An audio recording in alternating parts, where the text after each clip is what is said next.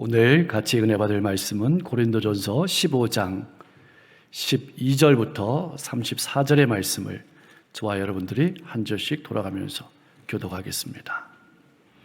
그리스도께서 죽은 자 가운데서 다시 살아나셨다 전파되었거늘 너희 중에서 어떤 사람은 어찌하여 죽은 자 가운데서 부활이 없다 하느냐. 만일 죽은 자의 부활이 없으면 그리스도도 다시 살아나지 못하셨으리라. 그리스도께서 만일 다시 살아나지 못하셨으면 우리가 전파하는 것도 헛것이요 또 너희 믿음도 헛것이며 또 우리가 하나님의 거짓 증인으로 발견되리니 우리가 하나님이 그리스도를 다시 살리셨다고 증언하였음이라. 만일 죽은 자가 다시 살아나는 일이 없으면 하나님이 그리스도를 다시 살리지 아니하셨으리라. 만일 죽은 자가 다시 살아나는 일이 없으면 그리스도도 다시 살아나신 일이 없었을 터이요. 그리스도께서 다시 살아나신 일이 없으면 너희의 믿음도 헛되고 너희가 여전히 죄 가운데 있을 것이요. 또한 그리스도 안에서 잠자는 자도 망하였으리니 만일 그리스도 안에서 우리가 바라는 것이 다만 이 세상의 삶뿐이면 모든 사람 가운데 우리가 더욱 불쌍한 자이리라. 그러나 이제 그리스도께서 죽은 자 가운데서 다시 살아나사 잠자는 자들의 첫 열매가 되셨도다. 사망이 한 사람으로 말미암았으니 죽은 자의 부활도 한 사람으로 말미암는도다. 아담 안에서 모든 사람이 죽은 것 같이 그리스도 안에서 모든 사람이 삶을 얻으리라. 그러나 각각 자기 차례대로 되리니 먼저는 첫 열매인 그리스도요 다음에는 그가 강림하실 때에 그리스도에게 속한 자요 그 후에는 마지막이니 그가 모든 통치와 모든 권세와 능력을 멸하시고 나라를 아버지 하나님께 바칠 때라. 그가 모든 원수를 그 발 아래에 둘 때까지 반드시 왕노릇하시리니 맨 나중에 멸망받을 원수는 사망이니라. 만물을 그의 발 아래에 두셨다 하셨으니 만물을 아래에 둔다 말씀하실 때에 만물을 그의 아래에 두시니가 그 중에 들지 아니한 것이 분명하도다. 만물을 그에게 복종하게 하실 때에는 아들 자신도 그때의 만물을 자기에게 복종하게 하신 이에게 복종하게 되리니 이는 하나님이 만유의 주로서 만유 안에 계시려 하심이라. 만일 죽은 자들이 도무지 다시 살아나지 못하면 죽은 자들을 위하여 세례를 받는 자들이 무엇을 하겠느냐? 어찌하여 그들을 위하여 세례를 받느냐? 또 어찌하여 우리가 언제나 위협을 무릅쓰리요? 형제들아, 내가 그리스도 예수 우리 주 안에서 가진 바 너희에 대한 나의 자랑을 두고 단언하노니 나는 날마다 죽노라. 내가 사람의 방법으로 에베소에서 맹수와 더불어 싸웠다면 내게 무슨 유익이 있으리요? 죽은 자가 다시 살아나지 못한다면 내일 죽을 터이니 먹고 마시자 하리라. 속지 말라. 악한 동무들은 선한 행실을 더럽히나니 34절 깨어 의를 행하고 죄를 짓지 말라. 하나님을 알지 못하는 자가 있기로 내가 너희를 부끄럽게 하기 위하여 말하노라. 아멘. 우리의 입술로는 부활을 찬양하고 부활을 고백하지만 부활의 기쁨과 부활의 능력으로 살아가지 못하는 것이 오늘 이 시대를 살아가는 성도의 아픔입니다. 십자가는 어려울 때마다 바라보고 주님 하면서 은혜 받지만 부활이라는 말은 부활절이 아니면 말하지도 않고 쳐다보지도 아니하는 단어가 되었습니다. 중요한 것은 교리도 중요하지만 성도들의 삶이 중요합니다. 부활은 단순히 언어가 아닙니다. 부활은 삶의 실제이고 삶의 능력이고 삶의 소망입니다. 사람이 부활하는 것이 불가능하다고 생각하는 신앙인들이 있었습니다. 오늘 말씀해 보니까 고린도 교회의 신앙인들이 제법 있었습니다. 바울은 고린도 교회에 복음을 전파할 때 주님의 죽음만이 아니라 주님의 부활을 분명하게 선포했습니다. 그런데 일부 교인들이 부활을 불신했습니다. 이들은 인간은 누구든지 죽으면 다시 살아날 수 없다고 그렇게 믿었던 겁니다. 이들은 하나님의 능력을 믿지 않았습니다. 문제는 그들의 생각이 아니었습니다. 그들의 삶이 문제였습니다. 왜 고린도 교회 안에 육체를 자랑하는 이들이 많았을까요? 왜 고린도 교회 안에 파벌이 생겼을까요? 왜 음란과 쾌락이 넘치고 세상 것을 자랑했을까요?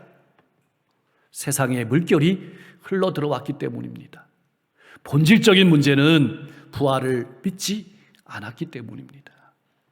복음은 우리에게 분명하게 증언하고 있습니다. 예수님께서 우리의 죄를 대속하기 위해서 십자가에 죽으셨을 뿐만 아니라 부활하셨다, 승천하셨다, 다시 오신다. 여러분, 예수님께서 분명히 부활하셨다는 것을 믿는 것은 우리도 부활할 것을 믿는다는 분명한 약속입니다. 이 믿음이 분명하시기를 소망합니다. 만약 우리가 부활을 믿지 않는다면 어떤 일이 일어나는 것일까요? 예수님께서 자신의 죽음과 부활을 분명하게 말씀하셨습니다. 아버지께로 간다고 말씀하셨습니다. 자신과 아버지가 하나라고 말씀하셨습니다. 그런데 부활이 거짓이라면 예수님은 하나님이실 수가 없는 것입니다. 우리도 거짓말쟁이가 되는 겁니다. 우리의 신앙도 무너지는 것입니다. 14절 말씀부터는 우리가 부활 신앙이 분명하지 않을 때 우리에게 일어나는 일들을 분명하게 말씀해 주고 있습니다. 부활을 부인하면 우리가 믿는 모든 것이 헛것이 됩니다. 여러분, 이 헛것이란 말이 굉장히 중요한 의미를 가지고 있습니다. 이 말은 텅 빈 것이 된다는 얘기입니다. 빈 껍데기가 된다는 말입니다.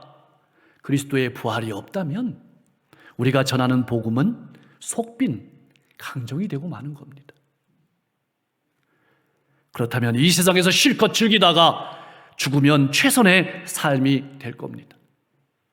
그러면 우리가 믿는 신앙은 껍데기 신앙이 되고 마는 겁니다. 부활을 부인하면 전도하는 것도, 기도하는 것도, 교제하는 것도, 사랑하는 것도, 교육하는 것도, 용서하는 것도 헛것이 되고 맙니다. 만약 우리의 삶이 이 세상에 그친다면 우리가 수고하고 힘쓴 모든 것들이 무슨 의미가 있겠습니까? 스데반 집사님은 마지막 순교하는 현장 가운데서도 부활하신 주님을 보았습니다. 부활하신 주님이 하나님 보좌 우편에 서신 것을 보았습니다. 여기서 서 있다는 말은 지금도 일하고 계신다, 이런 뜻입니다. 부활하신 주님께서 지금도 우리를 위해서 일하고 계십니다. 여러분, 부활이 없다면 기독교가 어떻게 생존할 수 있었을까요? 왜 순교자들은 목숨을 바치는 것을 두려워하지 않았을까요? 오로지 부활 때문입니다. 그것이 전도의 내용이고 핵심이었습니다. 그래서 히브리서 11장 35절은 이렇게 증언하고 있습니다. 우리 같이 한번 읽어보겠습니다. 여자들은 자기의 죽은 자들을 부활로 받아들이기도 하며 또 어떤 이들은 더 좋은 부활을 얻고자 하여 심한 고문을 받되 구차히 풀려나기를 원하지 아니하였으며, 이것이 정확하게 부활 신앙입니다. 우리의 믿음이 의미가 있는 이유는 딱 하나입니다. 부활이 있기 때문에 그렇습니다. 부활이 없다면 우리의 미래도 없습니다. 부활이 없으면 왜 그렇게 손해보고 살아야 하는 것일까요? 부활이 없으면 왜 그렇게 눈물로 기도하고 밤을 새워야 하는 것일까요? 왜 그렇게 봉사하고, 왜 그렇게 헌신하고, 왜 그렇게 인내하는 것일까요? 부활이 있기 때문입니다. 부활을 믿지 못하기 때문에 함부로 사는 것입니다. 부활이 없다면 우리만 아니라 우리보다 먼저 믿은 사람들도 불쌍하기는 마찬가지입니다. 18절 말씀에 잠자는 자들이라는 표현이 있습니다. 예수를 믿고 우리보다 먼저 죽은 사람들을 가리키는 표현입니다. 그런데 여러분이 잠잔다는 표현 속에는 이런 의미가 있습니다. 믿는 자들에게는 죽음이 더 이상 두려움의 대상이 아니라는 겁니다.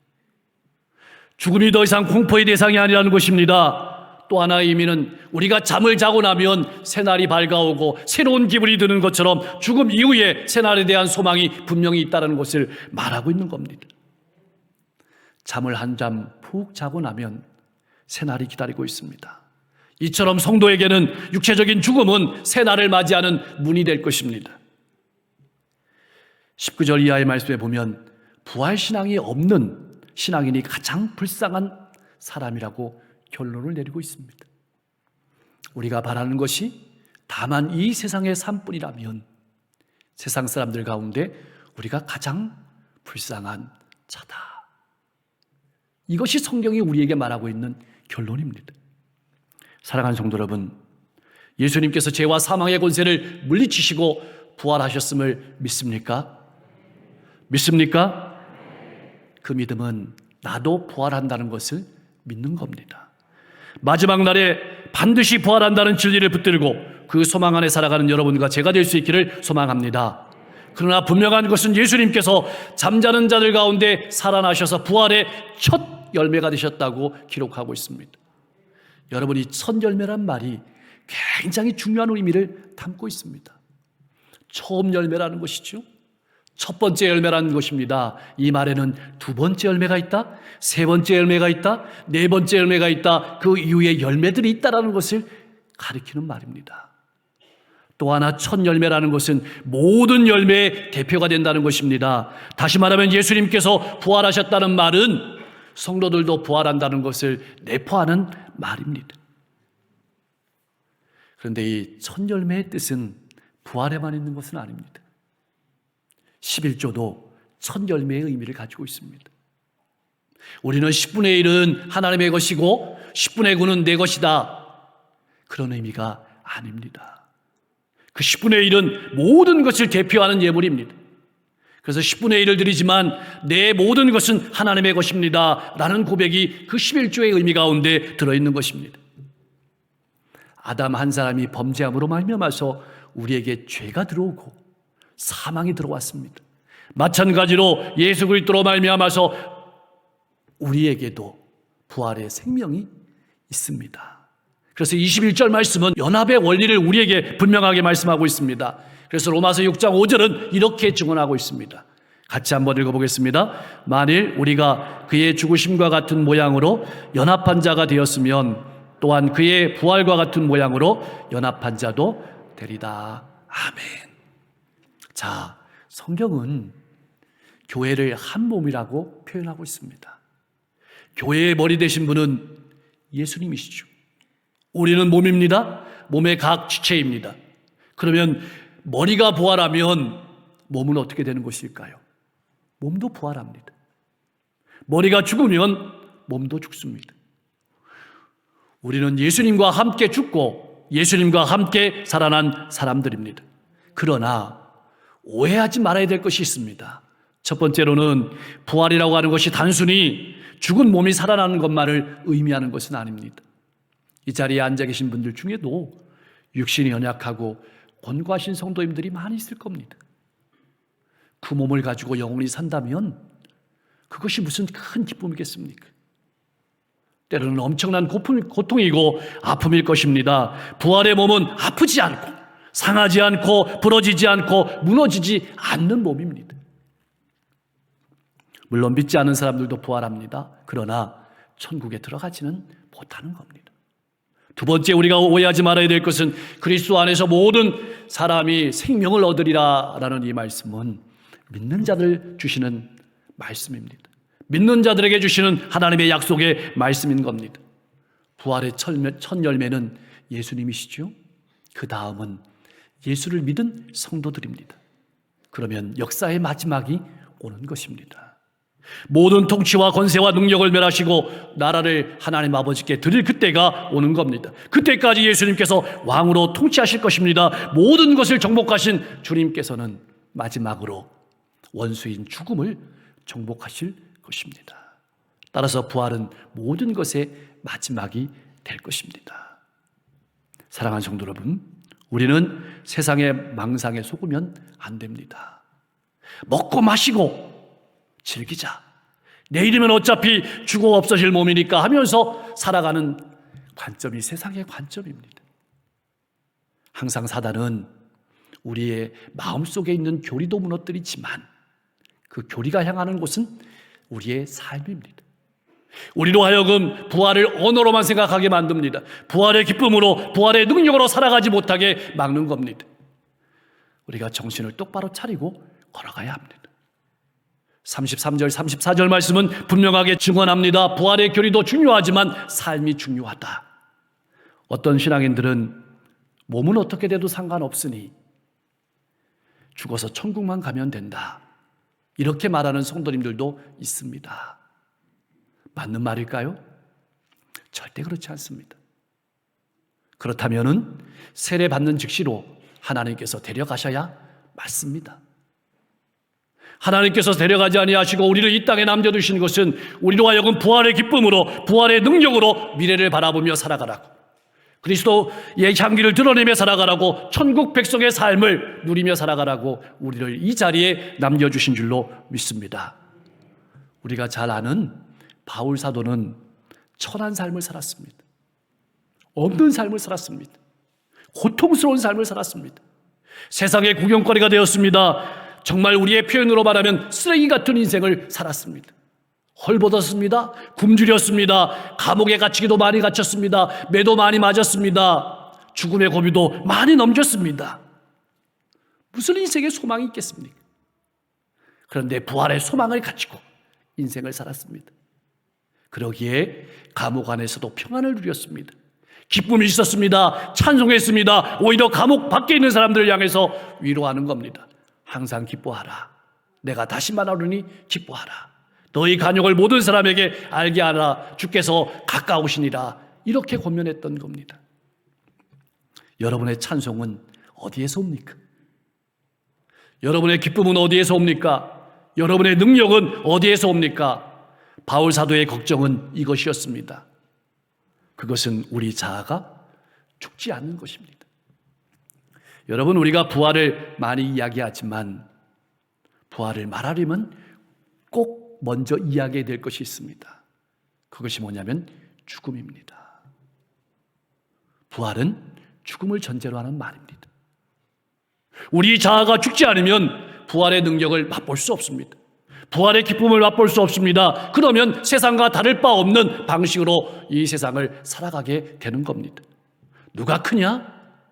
누가 높냐? 누가 1등이냐? 누가 많이 가졌느냐? 이런 기준으로 살아가는 겁니다. 성숙하지 못한 신앙인으로 살아가는 것입니다. 전혀 십자가의 능력과 부활의 능력을 맛보지 못하는 인생을 살아가다가 하나님 앞에 서게 될까 봐. 그것이 바울 사도의 걱정이었습니다. 그것이 성경이 우리를 향해서 주시는 말씀입니다. 초대교회 성도들의 삶은 어땠을까요? 당시에 믿는 것은 오늘 믿는 것과는 차원이 달랐습니다. 목숨을 거는 일이었습니다. 어떤 사람은 핍박을 많이 당했습니다. 어떤 사람은 가정에서 쫓겨났습니다. 그리스도인이 된다는 것은 눈에 보이는 모든 것을 포기한다는 의미입니다. 모든 혜택이 사라져버렸습니다. 직장에서 승진은 안 됩니다. 사회적인 성공도 거리가 멀어도 한참 멀었습니다. 그러나 그들에게 중요한 것은 부활의 소망이었습니다. 부활의 능력으로 살아가는 것이었습니다. 여러분의 소망은 무엇입니까? 여러분이 살아가는 재료는 무엇입니까? 사랑하는 성도 여러분, 예수님은 분명히 부활하셨습니다. 우리도 부활할 것입니다. 우리가 구원받았다는 것은 단지 천국 간다는 것을 의미하는 것만은 아닙니다. 하나님의 자녀로 부활의 권능으로 오늘을 살아간다는 뜻입니다. 고난을 받을지라도 하나님의 뜻대로 살려고 몸부림치십시오. 반드시 하나님 앞에 설 때가 있고 하나님께서 알아주십니다. 그래서 성도가 죽음을 맞이해서 하나님의 품에 들어가면 하나님께서 그 품에 안으시고 제일 먼저 하시는 일이 그 눈에서 눈물을 닦아주시는 겁니다. 믿음을 지키고 믿음 안에 살아오리라고 수고했다 하시면서 알아주시는 겁니다. 하나님의 뜻대로 살았던 사람의 영광이 클 것입니다. 그러나 내 뜻대로 내 마음대로 살아왔다면 그날에 훤히 드러나면 부끄러움을 면치 못할 것입니다. 사랑하는 성도 여러분, 반드시 하나님께서 알아주십니다. 부활의 기쁨과 부활의 능력과 부활의 소망으로 살아가시기 바랍니다. 우리는 분명히 부활합니다. 예수님께서 부활하셨기 때문입니다. 부활 신앙으로 살아가십시오. 부활의 약속을 붙들고 살아가십시오. 때로는 박해를 받고 때로는 손해를 보더라도 부활의 소망을 바라보며 힘내서 믿음의 길을 걸어가시기 바랍니다. 반드시 열매가 있습니다. 그리스도인의 삶은 이 세상만 바라보는 삶이 아닙니다. 죽음 너머를 바라보는 삶입니다. 그래서 우리가 살아가는 이 세상의 삶은 영원히 계속될 죽음 너머의 삶을 바라보는 준비의 과정입니다. 부활의 삶에 대한 준비 과정일 뿐임을 기억하십시오. 부활을 바라보며 열심히 살아가십시오. 때를 얻었든지 못 얻든지 항상 말씀대로 살려고 힘쓰고 말씀을 전하고 살아가십시오. 정신 바짝 차리고 부활의 신앙인으로 후회 없는 복된 삶을 살아가는 여러분과 제가 될 수 있기를 주님의 이름으로 간절히 축복합니다. 하나님 아버지, 입술로만 부활을 말하고 찬양하는 것이 아니라, 절기만 돼서 부활을 말하고 찬양하는 것이 아니라 부활의 기쁨과 능력으로 살아가는 신앙인 되게 하여 주시옵소서. 죄와 사망의 권세를 물리치고 부활하신 주님을 믿습니다. 마지막 날에 반드시 부활한다는 진리를 붙들고 그 소망 가운데 살아가게 하여 주시옵소서. 예수와 함께 죽고 예수와 함께 사는 신앙인이 되게 하여 주시옵소서. 우리를 이 땅에 남겨두신 것은 세상의 가치관으로 살지 말고 부활의 권능으로 미래를 바라보며 주님의 향기를 드러내며 천국 백성의 삶을 살아가라고 주신 인생의 기회임을 기억하며 최선을 다해 살아가게 하여 주옵소서. 주님 앞에 서게 되었을 때 우리 눈에서 눈물을 닦아주실 것을 바라보며 힘있게 살아가는 복음의 증인 되게 하여 주옵소서. 세계 곳곳에 아픔이 많습니다. 전쟁의 포성이 속히 못 게 하시고 세계가 평화하게 하여 주옵소서. 기근 재난으로 고통당하는 이들이 속히 회복되게 하여 주옵소서. 병석에 있는 환우들 하나님 친히 신박하여 주셔서 질병을 깨끗하게 치료하여 주시고 그 마음과 그 인생도 힘주시옵소서. 복음을 들고 나간 모든 선교사님들, 그들이 가는 곳마다 수많은 영혼이 주님께 돌아오게 하시고 교회 안과 교회 밖의 많은 사역들을 통해서 많은 열매들이 맺혀질 수 있도록 축복해 주옵소서. 지방선거가 다가옵니다. 하나님을 두려워하고 국민을 존경하는 귀한 이들이 선출될 수 있도록 역사해 주시고 이 민족과 지역과 시대를 이끌어가는 많은 위정자들에게 지혜와 명철을 더하여 주옵소서. 부활절 연합예배를 통해서 강릉시가 하나가 되게 하시고 이 민족과 세계 열방이 하나가 되게 하시고 부활의 기쁨과 부활의 소망을 많은 사람들에게 증거하는 복된 기회가 되게 하옵소서. 우리 자녀들 위해 기도합니다. 자녀들의 앞길을 열어주실 때 특별히 믿음의 문을 열어주시고 인생의 많은 문을 열어주시고 하나님을 잘 섬기고 이웃도 잘 섬기고 부모님을 공경하는 삶을 살아가게 하옵소서. 객지에 나가 있는 모든 가족들 늘 안전과 평안으로 지켜주시기를 소망합니다. 한 주가 우리 앞에 있습니다. 부활의 신앙으로 살아가게 하시고 때를 얻든지 못 얻든지 말씀을 전파하며 기도하며 살아가는 성도 되게 하옵소서. 예수님의 이름으로 간절히 기도하옵나이다. 아멘.